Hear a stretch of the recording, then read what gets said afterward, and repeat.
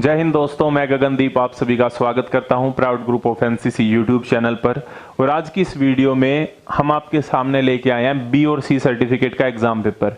इस पूरे के पूरे पेपर को सोल्व करने वाले हैं। आपको पता है कि बी और सी का सिलेबस ऑलमोस्ट सेम होता है, तो चाहे आप बी का एग्जाम देने वाले हैं या सी का एग्जाम देने वाले हैं, अगर इस एक पेपर को भी हम सोल्व करते हैं, इसको भी आप अच्छे से समझ लेते हैं, तो जब आप एग्जाम हॉल से बाहर निकलोगे तो आप कॉन्फिडेंट निकलोगे। आप ऑलमोस्ट सारे क्वेश्चन अटेम्प्ट कर लोगे, क्योंकि इसमें से 80 से 90% चीजें आपको वैसे की वैसे एग्जाम में दिखने वाली हैं। आपको क्या करना है, इस वीडियो को पूरी तरह से देखना है। अगर इस वीडियो एक वीडियो को भी आप देख जाते हैं तो आप श्योर हैं कि एग्जाम की तरफ से आप निश्चिंत हो सकते हैं आपके एनसीसी के बी और सी सर्टिफिकेट के एग्जाम के लिए। ठीक है, तो क्वेश्चन स्टार्ट करते हैं। बस ध्यान अपना यहीं पे रखना है, मैं पूरा समझाने की कोशिश भी करूंगा, हिंदी इंग्लिश यहाँ पे दोनों में है। When is open file formation adopted, यानी कि जो खुली लाइन चल की कार्रवाई होती है वो कब की जाती है। देखो, खुली लाइन चल की कार्रवाई जब की जाती है जब कोई वीआईपी आते हैं बड़ी ड्रिल में निरीक्षण के लिए, तो उस टाइम पे खुली लाइन चल की कार्रवाई की जाती है। बड़ी बड़ी परेडों में जब वीआईपी से परेड का निरीक्षण कराया जाता है तो खुली लाइन की कार्रवाई की जाती है। ठीक है, ये क्वेश्चन हमारा हो गया। अब दूसरे ये फिल इन दी ब्लैंक्स वाले क्वेश्चन आपके एग्जाम में आते हैं। क्वेश्चन कुछ इस तरीके से है कि दाहिने मुड़ने पर कितने डिग्री का एंगल बनता है। तो आपको पता है ये हमारी डायरेक्शन होती है, नॉर्थ हो गया, साउथ हो गया, ये ईस्ट हो गया और ये वेस्ट हो गया। किसी को कहें दाहिने मुड़, मान लो वो नॉर्थ की तरफ देख रहा है, दाहिने मुड़ करेंगे तो वो ईस्ट की तरफ देखने लग जाएगा। एंगल कितने का बन गया, 90 डिग्री का बन गया। मान लो कह दें कि पीछे मुड़, तो एंगल कितने का बन गया, 180 डिग्री का बन गया। तो इस तरीके से आपको चीजें ध्यान रखनी है, आसान सी चीजें हैं। दूसरा क्वेश्चन इंपॉर्टेंट है कि वर्ड ऑफ कमांड कितने प्रकार की होती है। वर्ड ऑफ कमांड 2 प्रकार की होती है, एक क्वेश्चनरी, एक एग्जीक्यूटिव। हिंदी में बोले तो एक चेतावनी वाली और एक कार्यवाही वाली कमांड होती है। वर्ड ऑफ कमांड 2 टाइप की होती है। नेक्स्ट क्वेश्चन के ड्रिल होती है। ड्रिल कितने प्रकार की होती है। ड्रिल भी 2 प्रकार की होती है, ओपन ड्रिल और क्लोज ड्रिल। हाँ, नेक्स्ट क्वेश्चन में चलने से पहले मैं बता दूं कि अगर आपको ये जो हम पेपर कर रहे हैं इसकी पीडीएफ चाहिए है तो इसका जो डिस्क्रिप्शन है उसके अंदर मैं मेरे इंस्टाग्राम का लिंक दे दूंगा, ईमेल आईडी दे दूंगा, फेसबुक की आईडी दे दूंगा। आप कहीं पे भी मुझसे कांटेक्ट कर सकते हैं और इसकी पीडीएफ आपको मिल जाएगी। ये आपकी हेल्प करने के लिए ही है बस। ठीक है, नेक्स्ट देखो, जो सलामी शस्त्र होता है वो किस रैंक के ऑफिसर को दिया जाता है। तो अगर हमको सलामी शस्त्र किसी को देना है तो वो या तो मेजर रैंक का होना चाहिए या फिर रैंक उसकी मेजर से ऊपर होनी चाहिए। मेजर से नीचे रैंक के पर्सन को सलामी शस्त्र नहीं दिया जाता। नेक्स्ट क्वेश्चन, तेज चाल में सबसे पहले कौन सा पैर आगे निकलते हैं। तो पहले लेफ्ट पैर यानी कि बायां पैर आगे निकाला जाता है तेज चाल में, यानी कि क्विक मार्च के अंदर। ठीक है, नेक्स्ट क्वेश्चन की तरफ हम बढ़ते हैं। नेक्स्ट क्वेश्चन में बताना है हमको ड्रिल की बुरी आदतें क्या होती है। ड्रिल की बुरी आदतें आपको पता होगा, आप एनसीसी कर रहे हैं, कि भाई इधर उधर नहीं देखना, आंखें नहीं घुमानी, पांव को घसीट के नहीं चलना, फुदकना या कूदना नहीं है, एड़ियों को टकराना नहीं है और बूट में उंगलियों की हरकत नहीं करनी। ठीक है, तो ये सारी चीजें गलत हरकतें होती हैं ड्रिल के टाइम पे, तो ये नहीं करनी होती। Next question, again fill in the blank आ गए यहाँ पे, तो ये ध्यान रखो भाई। पहला है कि weight of the loaded 7.62 mm SLR, कि 7.62 mm SLR का वजन कितना होता है। SLR की full form self loading rifle होती है।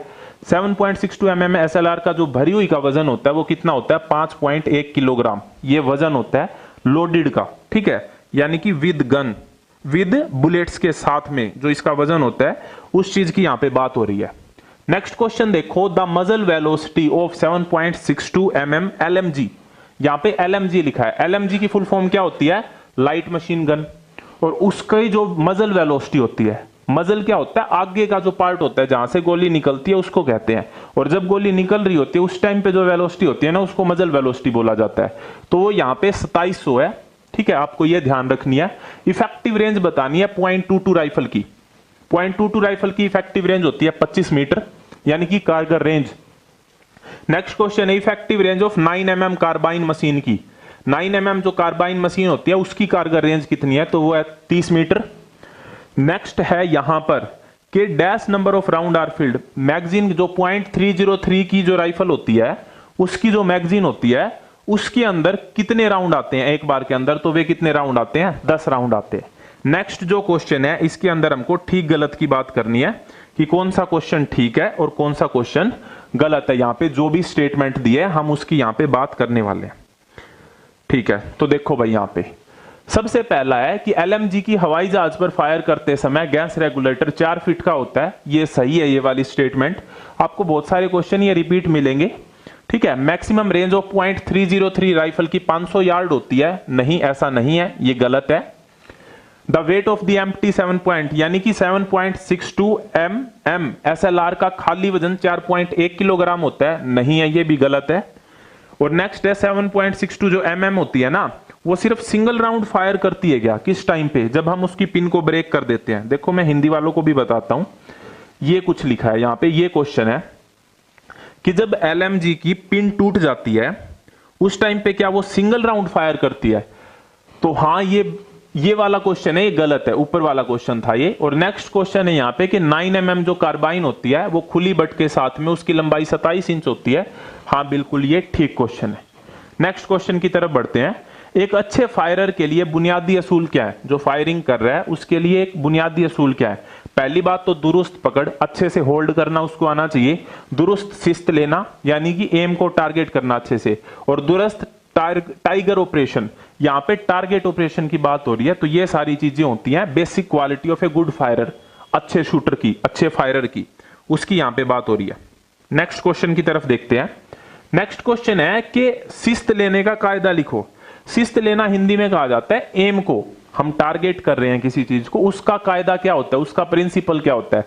पहले तो अपनी एक आंख बंद करो, ठीक है, फिर अपार्चर के बीच से टारगेट को देखो, पॉइंट चुनो जहां पे हमको टारगेट करना है, फोरसाइट की नोक पॉइंट पर लगाओ, यकीन करो कि साइट सीधी खड़ी है। ये सारी चीजें करनी होती हैं, उसके बाद में हमको एम करना होता है। आगे भाई नेशनल इंटीग्रेशन, राष्ट्रीय एकता, इसको हम कहते हैं, बड़ा इंपॉर्टेंट क्वेश्चन है। राष्ट्रीय एकता विघटित करने वाले कौन कौन से तत्व है, यानी कि राष्ट्रीय एकता के अगेंस्ट, राष्ट्रीय एकता क्या कि हमें एक एकता की भावना होना चाहिए, हम सब भारतीय हैं, जो कि हमारा क्या है, नेशनल सॉन्ग है एनसीसी का। तो ये अलग, ये अपोजिट है उसके। सांप्रदायिकता क्या करती है, राष्ट्रीय एकता को होने नहीं देती। भाषावाद, क्षेत्रीयता की भावना, जातिवाद, राजनीतिक दल और आर्थिक असमानता, विदेशी तत्व, ये सारे के सारे अपोजिट फैक्टर हैं, हिंड्रेंस है एक तरीके से नेशनल इंटीग्रेशन के अंदर। नेक्स्ट क्वेश्चन की तरफ बढ़ते हैं भाई। नेक्स्ट क्वेश्चन है यहाँ पे कि क्वेश्चन कुछ इस तरीके से है, मध्य प्रदेश व छत्तीसगढ़ में कोयला, लोहा और मैग्नीज, हीरा कहां कहां पर मिलते हैं। देखो लोहा और मैग्नीज मिलता है भिलाई में, हीरा आपको पता है पन्ना में मिलता है, पन्ना मध्य प्रदेश में है, कोयला मिलता है अमलई के अंदर। तो ये जगह है नेशनल इंटीग्रेशन में ही आती हैं। आगे वाले में ना हमको कुछ ये नदी है या जगह है, इनको ना सही मिलान करना है, मतलब मैच करने हैं, ये सारे के सारे क्या करने हैं, मैच करने हैं। यहां पे तो ये क्वेश्चन है और आगे इसका आंसर दिया है। अलकनंदा आपको पता है बद्रीनाथ में है, ठीक है, अलकनंदा गंगा के लिए हम यूज करते हैं। अच्छा, सूरत ताप्ती नदी के किनारे है। गंगा जमुना सरस्वती का सम्मेलन कहां पे होता है, इलाहाबाद में होता है, जो उनका मिलन होता है, कॉन्फ्लुएंस, संगम जिसको हम कहते हैं। नर्मदा जबलपुर में, वहां पे वाटरफॉल है यहाँ पे।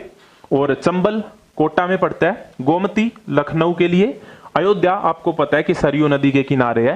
तो यह सारी की सारी नदी और उससे रिलेटेड जो प्लेस है उनको हमने यहाँ पे कनेक्ट किया। आगे बढ़ते हैं भाई नेक्स्ट क्वेश्चन की तरफ। नेक्स्ट क्वेश्चन देखते हैं। नेक्स्ट क्वेश्चन है कि what is the aim and the purpose of national integration camp. आपको पता है कि नेशनल इंटीग्रेशन कैंप दो तरह के होते हैं, एक नेशनल इंटीग्रेशन कैंप, एक स्पेशल नेशनल इंटीग्रेशन कैंप, जो कि नागालैंड, दिल्ली और भी बहुत सारी जगह पर होते हैं। तो उसका एम क्या होता है, क्यों।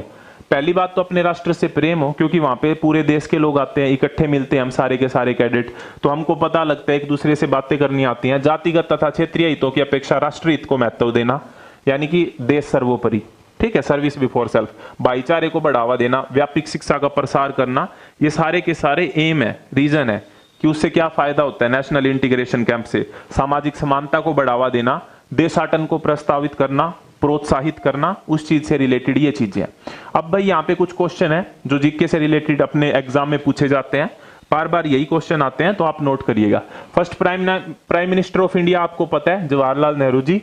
National symbol of India, Bharat का राष्ट्रीय चिन्ह अशोक चक्र, ठीक है। सेना का सबसे बड़ा उच्च वीरता पदक कौन सा है, परमवीर चक्र। आपको कमेंट बॉक्स में यह बताना है कि पहला परमवीर चक्र किसे मिला था।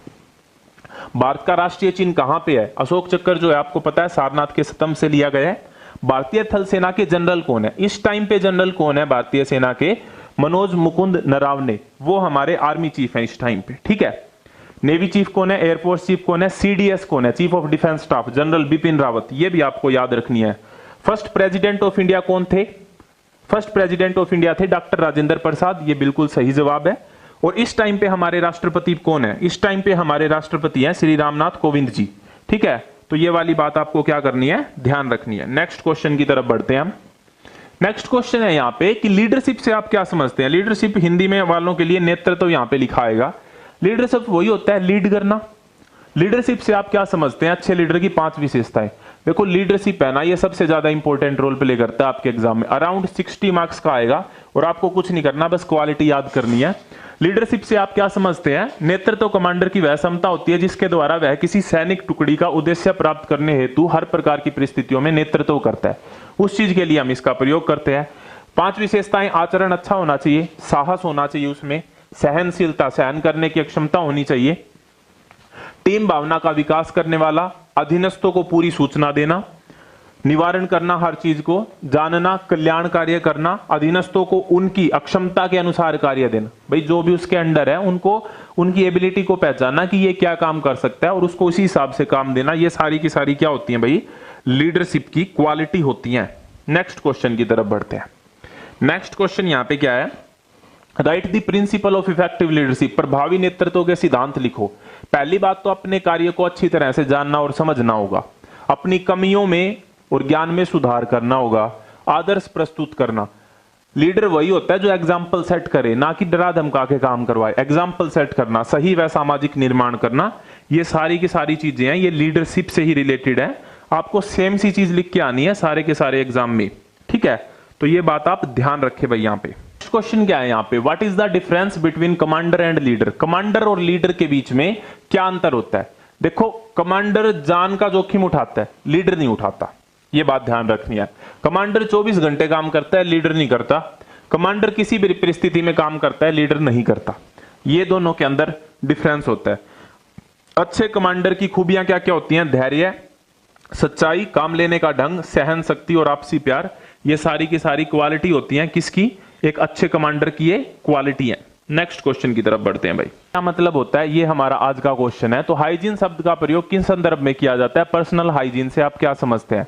हाइजीन शब्द का प्रयोग बीमारियों से बचने का एक बड़ा उपाय है। पर्सनल हाइजीन का मतलब है खुद की साफ सफाई का ध्यान देना और जवान की सेहत के साथ उसका ताल्लुक होता है। ठीक है, ये बात आपको ध्यान रखनी है। नेक्स्ट क्वेश्चन की तरफ हम बढ़ते हैं भाई। नेक्स्ट क्वेश्चन हमारा है कि कैंप में सफाई हेतु आप क्या क्या बंदोबस्त करोगे? तो कैंप में सफाई हेतु आप क्या क्या बंदोबस्त करोगे? आप कैंप के पूरे इलाके की सफाई करोगे, रसोई घर की साफ सफाई करोगे, जो भी जानवर है उसको अंदर नहीं आने दोगे, गंदा पानी एकत्रित नहीं होने दोगे, हर सप्ताह डीटीटी का छिड़काव करोगे, बचे हुए खाने को गड्ढे में दबा दोगे, नहाने की जगह को साफ रखोगे, शौचालयों की नियमित सफाई रखना। ये सारी की सारी चीजें आप करेंगे अपने कैंप को साफ रखने के लिए। नेक्स्ट क्वेश्चन देखो भाई। भूकंप पीड़ितों को राहत देने के जाते समय कैडेट क्या क्या तैयारियां कर सकते हैं? घायलों को निकालना व अस्पताल पहुंचाना, लोगों के सामान की देखभाल करना व सूची बनाना, प्रदूषण की रोकथाम करना, दवाइयों को साथ ले जाने की व्यवस्था करना और कपड़ों, खाने के सामान व दवाइयां तैयार करके साथ ले जाना। ये एनसीसी कैडेट हेल्प कर सकते हैं भूकंप पीड़ितों की सहायता करने के लिए। नेक्स्ट क्वेश्चन की तरफ हम बढ़ते हैं भाई। नेक्स्ट क्वेश्चन हमारा क्या है? नेक्स्ट क्वेश्चन है कि कौन कौन सी परिस्थितियों में एनसीसी कैडेट सहयोग कर सकते हैं? तो एनसीसी कैडेट तो हर जगह तैयार रहते हैं। युद्ध काल के टाइम पे बाढ़ आ गई है, भूकंप आ गया है, कहीं आग लग गई है या चक्रवात आ गया है, सारी जगह पे एनसीसी कैडेट क्या कर सकते हैं? हेल्प कर सकते हैं। नेक्स्ट क्वेश्चन देखो कि एनसीसी के कैडेट युद्ध के समय सिविल प्रशासन की किस तरह से मदद कर सकते हैं? देखो, रक्तदान करके, अगर किसी को खून की कमी पड़ रही है तो, घायलों को अस्पताल पहुंचाकर प्राथमिक उपचार यानी कि फर्स्ट एड देके, अफवाहों को फैलने से रोक के और भाईचारे की भावना को पैदा करके, इस तरीके से वॉर के टाइम पे एनसीसी कैडेट लोगों की या अपने परिवार की, अपने समाज की, अपने देश की हम हेल्प कर सकते हैं। नेक्स्ट क्वेश्चन भाई।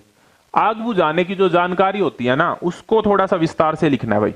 तो क्या क्या आग बुझाने की जानकारी है? पहली बात तो फायर हुक होना चाहिए, फायर वीटर, कुल्हाड़ा, गेती, बेलचा, पानी और रेत, फायर कुर्ती कटर, फोम, सोडा, सीटीटीसी। क्या करेंगे इनका? भाई बेलचा है, मिट्टी खोदनी पड़ जाए किसी चीज के ऊपर, रेत डालनी है, पानी डालना है, उस चीज के लिए हम हेल्प करेंगे। नेक्स्ट क्वेश्चन देखो, एनसीसी कैडेट होने के नाते आप बाढ़ में क्या मदद करोगे? तो लोगों को सुरक्षित जगह पर पहुंचा सकते हैं हम, पीड़ितों को जल्दी से जल्दी अस्पताल पहुंचा सकते हैं, इस तरीके से हम हेल्प कर सकते हैं। और क्या हेल्प कर सकते हैं? उनके सामान की रक्षा कर सकते हैं, नावों का इंतजाम करने में मदद कर सकते हैं ताकि उनको बाहर निकाला जा सके।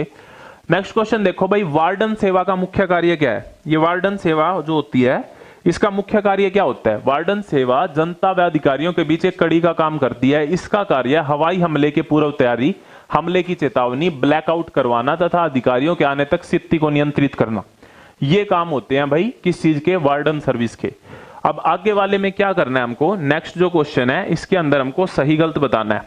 तो बताते हैं भाई, देखो सही गलत देखते हैं इनके अंदर क्या क्या क्वेश्चन है। यहाँ पे क्वेश्चन है कुछ के पौधारोपण की जवाबदारी केवल वन विभाग की होती है। नहीं भाई, हमको भी पेड़ उगाने चाहिए, ये गलत है स्टेटमेंट। जस्ता रहित पेट्रोल इस्तेमाल करने से वायु प्रदूषण रुकता है? नहीं, पेट्रोल इस्तेमाल करने से तो वायु प्रदूषण होएगा ही होएगा। जितने ज्यादा पौधे होंगे पानी उतना ही जल्दी बरसता है, ये बात बिल्कुल ठीक है, हमको पता है कि बारिश होगी अगर हम ज्यादा पौधे लगाएंगे तो। अधिक ध्वनि होने से बहरापन होने का खतरा होता है, बिल्कुल सही बात है, ज्यादा ऊंचा साउंड होगा तो बहरा हो सकता है व्यक्ति। मिट्टी का कटाव रोकने से नदियों के पास वन सुरक्षित रहते हैं। बिल्कुल, अगर हम मिट्टी का कटाव रोकेंगे तो वन सुरक्षित रहेंगे, मिट्टी का कटाव नहीं रोकेंगे तो वन भी उसके अंदर ही आ जाएंगे, मिट्टी कट जाएगी तो ये कुछ ठीक गलत थे जो आपको ध्यान रखने हैं। नेक्स्ट क्वेश्चन की तरफ बढ़ते हैं। मेरा मकसद यही है कि मैं आपकी हेल्प प्रोवाइड कर सकूं आपको, आपका जो भी एग्जाम है उसमें आप अच्छा स्कोर कर सकें। कोई भी इंप्रूवमेंट है तो कमेंट बॉक्स आपके लिए ही है, आप बताते रहना, ठीक है। वैसे और भी बहुत सारी वीडियो बना रखी है चैनल पे, जाके वो विजिट कर सकते हैं आप। नेक्स्ट है प्रदूषण कितने प्रकार का होता है, प्रत्येक के नाम लिखें। तो आपको पता है कि वायु प्रदूषण होता है, जल प्रदूषण होता है, ध्वनि प्रदूषण होता है, भू प्रदूषण होता है, तो ये सारे ध्यान रखने हैं आपको। नेक्स्ट है एनसीसी कैडेट प्रदूषण रोकने के लिए किस प्रकार अपना दायित्व पूरा कर सकता है। तो बहुत सारी चीजें हैं जिनके थ्रू हम अपना प्रदूषण रोक सकते हैं। एनसीसी कैडेट किस तरीके से हेल्प कर सकता है? कल कारखानों में वायु शोधक यंत्र लगाना चाहिए, उनको कहें जाके। कारखानों की चिमनियां ऊंची होनी चाहिए, ये हम अवेयर कर सकते हैं। सड़कों तक के किनारे तथा खाली स्थानों पर पेड़ पौधे लगा सकते हैं जिससे एनवायरमेंट शुद्ध हो। ध्वनि प्रदूषण को कम करने के लिए शोरगुल पर प्रतिबंध लगा सकते हैं। मनुष्य एवं जानवरों के जो शव होते हैं, कूड़ा करकट होते हैं, उन्हें पानी में ना डालें, और कोई डाल रहा है तो उसको भी मना करें। इस तरीके से हम इस चीज में अपना कंट्रीब्यूशन दे सकते हैं। नेक्स्ट है भाई कंपास का नाम तथा 10 हिस्सों के नाम लिखो। ये इंपॉर्टेंट क्वेश्चन है भाई, आपके एग्जाम में श्योर शॉट आने वाला है, इसको चाहे वैसे भी नोट डाउन कर लो आप, हर बार आता है। कंपास का जो पूरा नाम होता है वो होता है liquid prismatic compass mark 3A, ये इसका पूरा नाम होता है।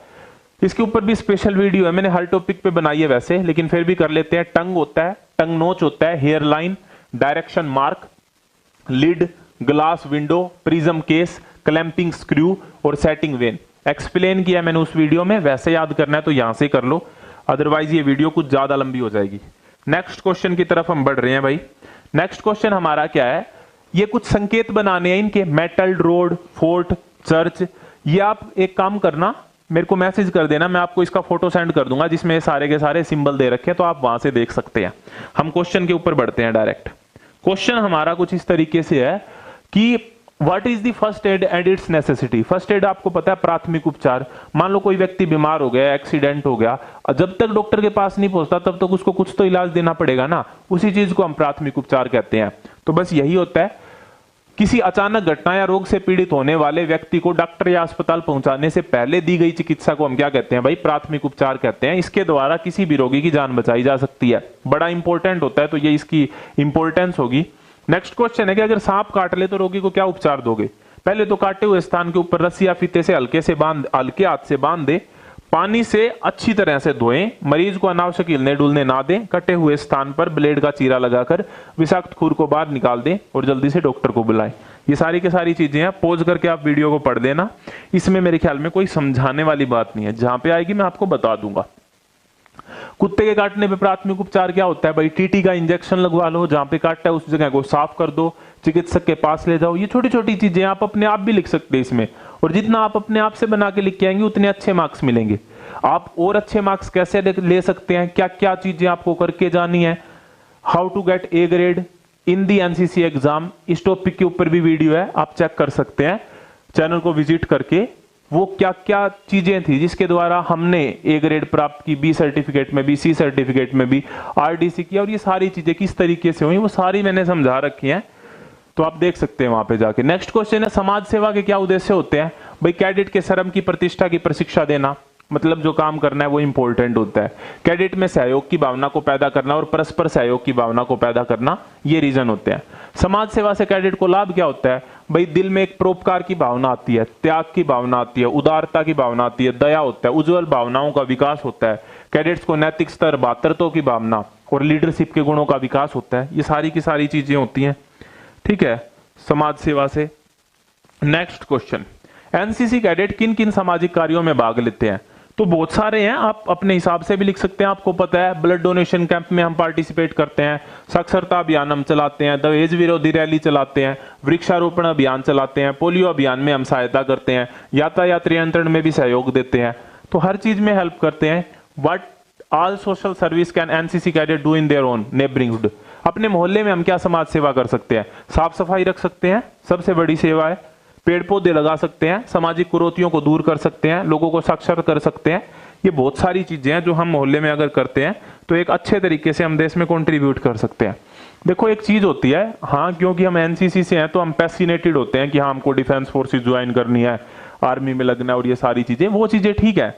लेकिन जब तक आप नहीं लगते हो, जब तक आप अपने कॉलेज में हो, स्कूल में हो, तो किसी भी तरीके से कंट्रीब्यूट करो देश के लिए। देश सेवा का मतलब सिर्फ आर्मी में लगना नहीं होता, हाँ हालांकि वन ऑफ द रीजन होता है, लेकिन बहुत सारी चीजें होती हैं करने को, ये सारी हैं। नेक्स्ट भाई, उप महानिदेशक द्वारा एनसीसी को कौन सी गतिविधियां आयोजित की जाती हैं? तो पैरासेलिंग होता है, पर्वतारोहण, माउंटेन क्लाइंबिंग जिसको हम कहते हैं, नौकायान, रॉक क्लाइंबिंग, ट्रैकिंग, पैरास्लीदरिंग होता है, पैरासेलिंग होता है, माउंटेन क्लाइंबिंग हो गया, यहाँ पे नौकायान हो गया, बहुत सारी चीजें हैं जो होती हैं। राइफल मतलब शूटिंग के लिए। नेक्स्ट देखो भाई, साइकिल अभियान की योजना बनाते समय किन किन बातों का ध्यान रखना चाहिए? भाई मान लो हम कोई साइकिल एक्सपीडिशन तैयार कर रहे हैं तो क्या क्या चीजें ध्यान रखेंगे? तो क्या क्या चीजें ध्यान रखनी है? पहली बात तो ये ध्यान रखना है कि जिस रास्ते पे कर रहे हैं वो ज्यादा भीड़ भाड़ वाला नहीं होना चाहिए, गांवों को अभियान से जोड़ना चाहिए, ठीक है, ज्यादा से ज्यादा लोगों तक संदेश पहुंचाए। रास्ते को देखते हुए विश्राम स्थल भी चयन करना चाहिए, भाई किसी को कोई दिक्कत हो गई है, चोट लग गई है तो वो साइड में बैठ के ऐसी कोई जगह भी होनी चाहिए। तो ये पहले प्रॉपर मैनेजमेंट करना है और उसके बाद ही हम क्या करेंगे, साइकिल एक्सपीडिशन की शुरुआत करेंगे। अच्छा भाई, नेक्स्ट क्वेश्चन है यहाँ पे, what information do you get from map reading? Map reading से हमें क्या ज्ञान प्राप्त होता है? भाई हमें पता लग जाता है किसी लोकेशन का, पास में कोई मंदिर है, कोई किला है, कोई गांव है, कोई मस्जिद है, हमारी लोकेशन क्या है, हम किस तरीके से अपने रास्ते को ढूंढ सकते हैं, हमारे डेस्टिनेशन पे जा सकते हैं, ये सारी चीजें हेल्प होती हैं हमारी। नेक्स्ट है, उत्तर कितने प्रकार के होते हैं? नॉर्थ जो होते हैं, नॉर्थ 3 प्रकार के होते हैं, एक ट्रू नॉर्थ होता है, एक मैग्नेटिक नॉर्थ होता है, और तीसरा कौन सा होता है, जो नॉर्थ वास्तव में होता है, ठीक है। तो ये आपको ध्यान रखने, ट्रू नॉर्थ को ही वास्तविक नॉर्थ हम कहते हैं, एक चुंबकीय नॉर्थ होता है और एक ग्रिड नॉर्थ होता है, ठीक है भाई। ये यहाँ पे ट्रू और वास्तविक एक ही लिख दिया, एक ग्रिड नॉर्थ हो गया, ये तीसरा है ग्रिड नॉर्थ, ट्रू नॉर्थ यानी कि वास्तविक नॉर्थ, चुंबकीय नॉर्थ यानी कि मैग्नेटिक नॉर्थ, ये 3 प्रकार के नॉर्थ होते हैं। नेक्स्ट क्वेश्चन देखो भाई, नेक्स्ट क्वेश्चन यहाँ पे है कि बियरिंग कितने प्रकार की होती है? बियरिंग जो होती है वो बियरिंग 2 प्रकार की होती है, एक तो फॉरवर्ड बियरिंग होती है और दूसरी कौन सी होती है, बैक बियरिंग होती है। नेक्स्ट क्वेश्चन देखो भाई, चोटी किसको कहते हैं? पहाड़ की जो सबसे ऊंची जगह होती है उसको चोटी कहते हैं। डिफाइल, डिफाइल किसको कहते हैं? 2 पहाड़ियों के बीच से जो गुजरने का रास्ता होता है ना, उसको हम डिफाइल कहते हैं। नोल किसको कहते हैं? अकेले पहाड़ी जो कि पहाड़ से थोड़ी दूर है, पहाड़ है, पहाड़ से दूर कोई छोटी सी पहाड़ी है, उसके लिए ये प्रयोग किया जाता है। और ड्यून, ड्यून होते हैं मतलब रेत के टीले, जैसे रेगिस्तान के अंदर जो रेत हवा चलती है और फिर रेत इकट्ठी रहती है और वो जो टीले बन जाते हैं उसको हम कहते हैं। नेक्स्ट क्वेश्चन देखो भाई, when do you find distance more than actual? जो किसी भी चीज की दूरी है वो मोर देन एक्चुअल जितनी है उससे ज्यादा कब दिखाई देती है? तो उसके कुछ रीजन हो सकते हैं। ये फील्ड क्राफ्ट, बैटल क्राफ्ट के क्वेश्चन आ गए अब, ठीक है। पहली बात तो प्रकाश कम हो तो हमको पता नहीं लगेगा, देखने वाले की आंख के सामने सूर्य हो तब भी पता नहीं लगेगा, घाटी से होकर देखेंगे तो भी हमको ज्यादा दिखाई देगी, और बीच में अगर दबी हुई जमीन है, कोई डेड ग्राउंड आ गया बीच में, तब भी हमको जो डिस्टेंस है वो एक्चुअल से ज्यादा दिखाई देगी। नेक्स्ट क्वेश्चन, सेक्शन फॉर्मेशन कितने प्रकार के होते हैं? भाई सेक्शन फॉर्मेशन होते हैं 6 प्रकार के। कौन कौन से होते हैं? इंपॉर्टेंट है, single file formation, file formation, arrow head formation, diamond formation, spear head formation और एक्सटेंडेड लाइन फॉर्मेशन। ये सारे के सारे क्या होते हैं? सेक्शन होते हैं, सेक्शन फॉर्मेशन होता है। एक सेक्शन कितने का होता है ये आपको कमेंट बॉक्स में बताना है भाई मेरे को, ठीक है। आगे बढ़ते हैं।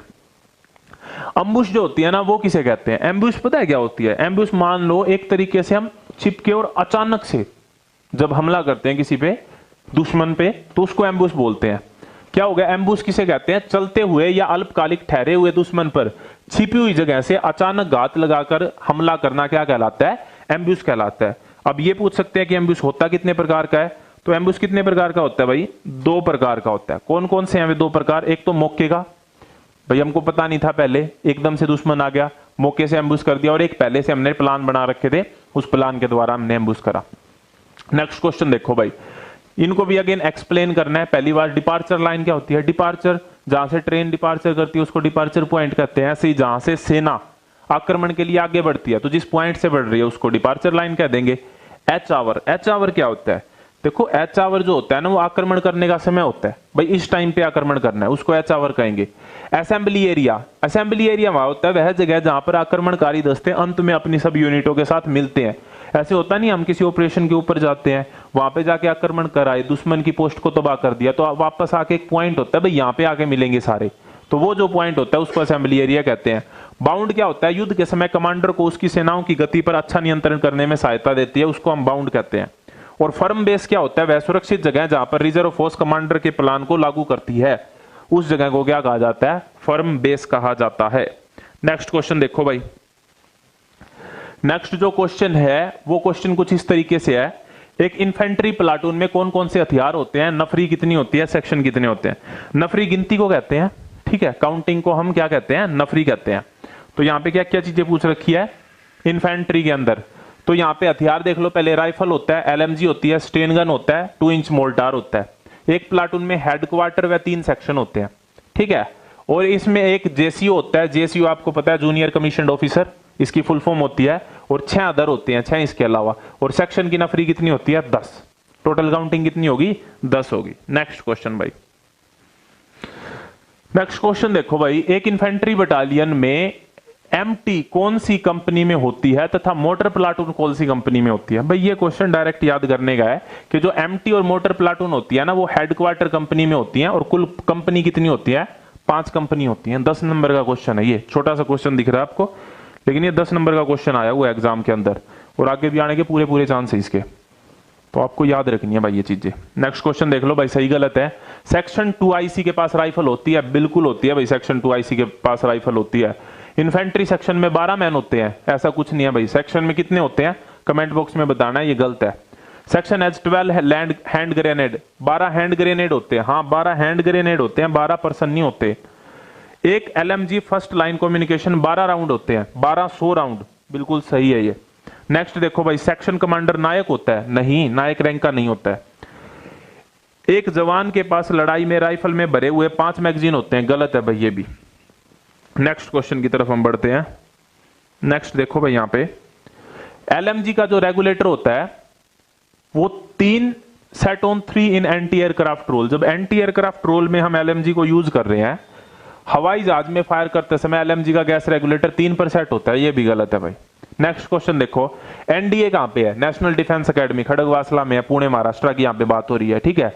अगर इंडियन मिलिट्री एकेडमी पूछा जाए, आपको पता होगा देहरादून में स्थित है। इंडियन नेवल एकेडमी पूछा जाए तो एजीमाला में स्थित है।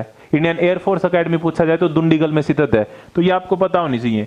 Armed forces medical college located कहां पर है? पुणे में है। ओटीए कहां पे है? ओटीए चेन्नई में है। गया वाली अभी अभी हाल ही में बंद करने की बात चल रही थी, तो आपको ध्यान रखनी है भैया वाली बातें भी। इंडियन मिलिट्री एकेडमी आ गया, मैंने अभी बताया देहरादून में है। डब्ल्यूओटीए, डब्ल्यूओटीए की फुल फॉर्म होती है वुमेन ऑफिसर ट्रेनिंग एकेडमी, ये ग्वालियर में है भाई। आर्मी एजुकेशन ट्रेनिंग कॉलेज कहां पर है? पंचमढ़ी में है। पंचमढ़ी कहां पे पड़ता है? मध्य प्रदेश में पड़ता है, ठीक है। अगला क्वेश्चन देखो भाई, भारतीय सेना को कितने भागों में बांटा गया है? भारतीय सेना को 3 भागों में बांटा गया, थल सेना, जल सेना, वायु सेना। आपको पता है ये तीनों की तीनों हमारी सेनाएं होती हैं, ठीक है।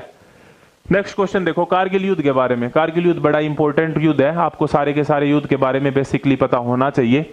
ऐसा युद्ध था जिसमें दुश्मन पहले से ही पक्का डिफेंस लेकर अपने एरिया पर बैठ गया था, जिसको हमारी सेना ने पता लगाकर पीछे से खदेड़ दिया।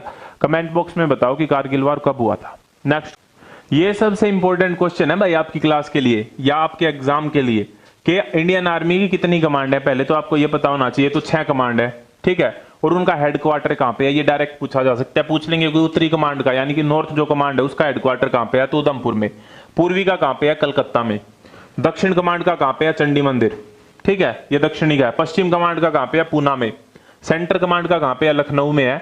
और ट्रेनिंग कमांड कहां पे है? महू में है, ठीक है। ये चंडी मंदिर चंडीगढ़ के पास पड़ता है, तो ये आपको ध्यान रखना है। नेक्स्ट क्वेश्चन देखो, सेल्फ डिफेंस से आप क्या जानते हैं और ये क्यों जरूरी है? सेल्फ डिफेंस क्या होता है? आत्मरक्षा होती है। अगर हम पे कोई अटैक करेगा तो हमको सेल्फ डिफेंस तो आना चाहिए ना, बस इसीलिए ये जरूरी है। सेल्फ डिफेंस का मतलब होता है अपने आप की रक्षा करना। जब जवान के पास कोई हथियार नहीं होता तब लड़ाई की आवश्यकता पड़ती है। हमको पता होना चाहिए भाई अगले बंदे का हम किस तरीके से मुकाबला कर सकते हैं, कोई भी जो दुश्मन है। नेक्स्ट है, निहत्थी लड़ाई में सफलता प्राप्त करने के लिए कौन कौन सी बातें आवश्यक है। मान लो हमारे हथियार, हमारे पास फायर खत्म हो गई है, गोलियां खत्म हो गई हैं, फिर हम क्या क्या यूज कर सकते हैं। पहली बात तो उससे में हमला करना जब वह बेखबर हो, अटैक करना अचानक एम्ब्यूश की तरह। दूसरा, फुर्ती से हमला करो, ठीक है, हरकत नहीं दिखानी उस टाइम पे, हमले में पूरी ताकत लगा दो, क्योंकि बनना तो वैसे भी कुछ नहीं है, हथियार तो है नहीं, तो अपना जो जोर है वो पूरा लगा दो। अपना काम सफाई से करो, बिल्कुल एक्यूरेटली करो, बंदा खत्म हो जाए। बचाव के बाद हमले की कार्यवाही करना, झांसा देना उसको किसी ना किसी तरीके से, अचानक वार करना और पहले पहल करना। पहल करने का मतलब क्या होता है, इनिशिएट करना। तो ये इंपॉर्टेंट क्वेश्चन थे, ये पूरे का पूरा पेपर हमने सोल्व किया। मैंने कोशिश किया कि कम से कम टाइम में करा दूं ताकि आप इसकी बार बार रिवीजन कर सके। मैं कभी कहता नहीं हूं ये शेयर सब्सक्राइब करने वाली चीजें, लेकिन बस एक बात जरूर कहना चाहूंगा कि जिसका भी एग्जाम है ना उसको ये शेयर जरूर कर देना ताकि उसकी हेल्प हो सके, ठीक है। इस तरह की और वीडियो के लिए जुड़े रहिए proud group of NCC channel के साथ। नेक्स्ट वीडियो तक जय हिंद, जय Bharat. Thank you very much.